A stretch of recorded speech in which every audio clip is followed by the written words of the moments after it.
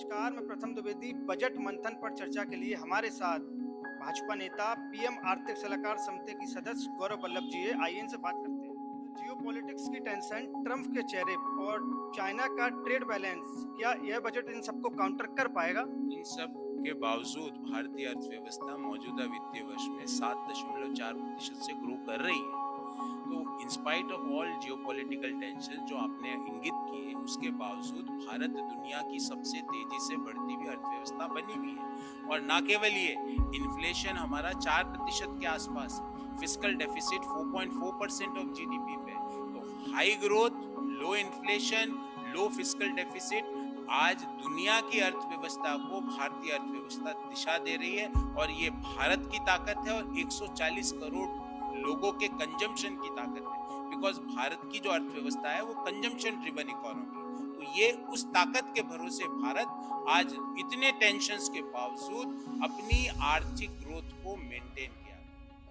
Sir, operation सिंदूर के बाद रक्षा budget को लेकर लोगों में उत्सुकता थी। इस साल का जो रक्षा बजट है पिछले साल की तुलना में 1 लाख करोड़ ज्यादा है। इससे क्या घरेलू स्तर पर लोकल मैन्युफैक्चरिंग पर बढ़ावा मिलेगा?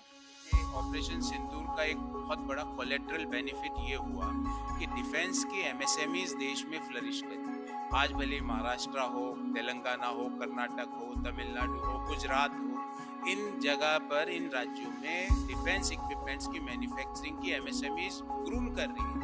मौजूदा वित्तीय वर्ष में डिफेंस मैन्युफैक्चरिंग का जो प्रोडक्शन है वो 1.5 लाख करोड़ तक पहुंचा। और अब हम आत्मनिर्भरता की तरफ आगे बढ़ रहे हैं। जो चीजें, जो डिफेंस इक्विपमेंट्स हम दूसरे देशों से मंगवाते थे, वो आज हम डोमेस्टिकली प्रोड्यूस कर रहे हैं। और दूसरा, जो ईयू के साथ हमारा एफटीए हुआ 27 जनवरी 2026 को, उसके बाद फ्रांस की company, German companies, Spanish companies का को प्रोडक्शन डिफेंस इक्विपमेंट्स का देश में शुरू हुआ।